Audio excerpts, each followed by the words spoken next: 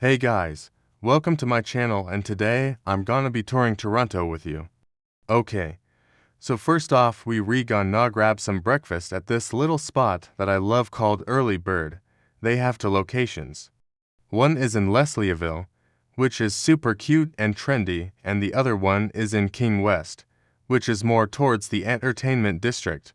The food is really good, it's like elevated diner style. So they have all the classics like Benedict's and eggs, Benedict and stuff, but they also have like sweet potato fries and like really good coffee. This place gets really busy. It's not a reservation. It's first come first serve. I got the sweet potato fries and an Americano. Their Americano is really good. And then for breakfast I got the mushroom and Swiss, which comes with poached eggs, roasted mushrooms, Swiss cheese on a multigrain English muffin. Really, really good. Alright. After breakfast, we going to walk off our food and go check out some parts of the city. So, Toronto is divided into different neighborhoods or different areas, and the area that we are currently in is called the Annex. This is the University of Toronto. If you look behind me, there's like a bunch of college and university schools around this area. So this area is very popular with students, and then right behind me is a really cute bookstore. So, if you're looking for books and stationery and just kind of cool vibes, this is a great spot. Next up we're heading over to Kensington Market, which is known for its vintage and antique shops. You can find really unique things here. Sometimes I like to call this Toronto's Chinatown, because even though this isn't Chinatown, Chinatown is actually right down the street. But because there's so many Asian restaurants here, sometimes I like to jokingly call it that. There's also like Caribbean food, Middle Eastern food, Greek food, tons of different kinds of food here. But yeah, if you want to do some shopping, this is a really good spot. Alright, next up we're headed to Chinatown. This is the actual Chinatown. We're gonna go get some dim sum. So, if you don't know what dim sum is, it's basically a style of serving food where you push a cart around with different kinds of small plates of food, and you can order them all at once and you can share them with your friends and family. My favorite dim sum dish is the shrimp and pork shumai. These ones are actually vegetarian though. I did get the shrimp and pork ones before. I really recommend those too. Another classic dim sum dish is the char siu bao, which is a steamed bun with barbecue pork inside. And last but not least, the har gow, which is a steamed dumpling with shrimp inside. If you like trying new foods and trying foods that you've never tried before, I highly recommend dim sum. It's a really fun experience. Next up, we're gonna walk down Spadina Avenue, which is the main street in Chinatown. It's a really bustling street with lots of traffic. I love walking down this street because there's just so much life. And it's like, you'll hear people and us like yelling across the street and just a lot of noise. And it's just very high energy. So, if you like high energy places, this is a good one. And if you want to do some shopping, there's tons of like little stores that sell, I don't know, clothes and bags and shoes, accessories. I think there's a mall around here too, but I've never been. I don't know how big it is. I've only been to the actual like downtown malls, which are a little bit different. I feel like those are more high-end, whereas this mall is probably more affordable. Alright, next up we gonna take the streetcar up to Queen Street West and check out some cafes and boutiques. This is a really cute neighborhood. Lots of young professionals live around here. I used to live around here and I would just like walk around all the time and just discover new shops and cafes, and I just love how this area looks. It's kind of like hipsterish. There's always like cool stuff to discover in this neighborhood. And next up we're gonna stop at this cafe called Baltfooty. I think I'm pronouncing that right.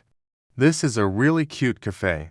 They have a ton of different drinks, a ton of different pastries. I got a matcha latte and it was really good. They also had matcha croissants. So, if you like matcha, this is a good spot to get matcha. And then I also got one of their sandwiches, which was really good. It was a chicken pesto sandwich. Next up, we're gonna head over to Little Italy. Little Italy is known for its amazing food, of course, and its beautiful street art. There's like murals everywhere here. So, if you're into photography and taking pictures and stuff, this is a good area to come check out.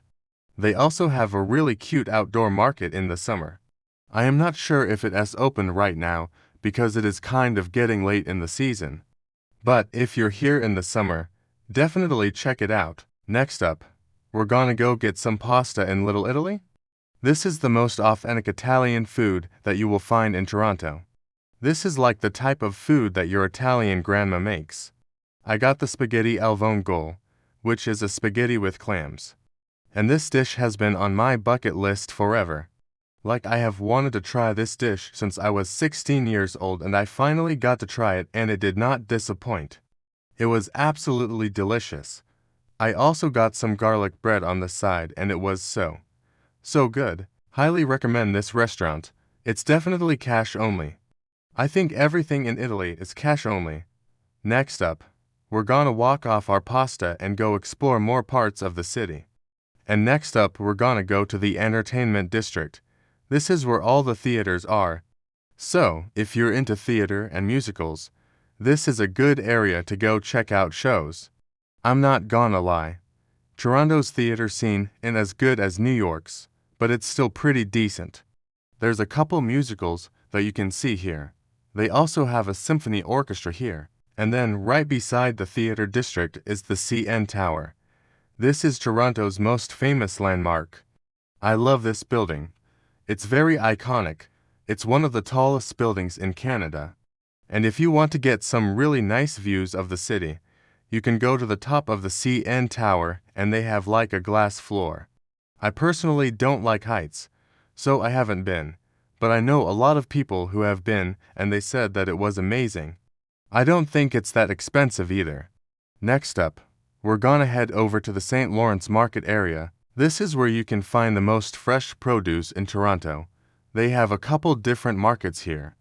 They have like a main market, and then they also have like a couple different areas that are just for specific things. So, if you want fish, you can go to the fish market. If you want flowers, you can go to the flower market. If you want meats, you can go to the meat market. There's just so much variety, and this is a really good area to buy like fresh ingredients and cook a meal at home. You can also go to the top floor of the market, and there's a really good food hall up there. There's tons of different vendors with different kinds of foods. So, if you're not really sure what you want to eat, you can go up there and you can choose whatever you want. Alright, next up we're gonna head over to the Distillery District. This is a really cute area. It used to be a historic distillery district, so all the buildings are like really old and red brick, and there's tons of galleries and boutiques and restaurants here. This is a really good area to come if you want to like stroll around and just take in the sights. They also have a couple bars here too. Alright. Next up we gonna head over to the waterfront and check out some more parts of the city. This is the Lakefront Trail. It goes all the way from the east side of the city to the west side of the city. So, if you're into biking or running or just walking in general, this is a really good route. It has a really nice paved path and you can just bike or run or walk for hours and hours and hours. This is also a really nice place to bring a picnic basket and just hang out with some friends and family and have a picnic by the water. Next up, we're gonna head over to Harbourfront Center. This is a really big center with a bunch of different activities. They have a theater, they have a restaurant, they have an art gallery, they have a bookstore. It's just a really cute spot. And then right beside Harbourfront Center is the lake. It's called Lake Ontario. You can go swimming in the lake. They have a couple beaches here. This is a really nice place to just relax and chill out and enjoy the sunset. That's it for this video. Thank you guys so much for watching and I hope you enjoyed. If you did, please give it a thumbs up and subscribe. Bye.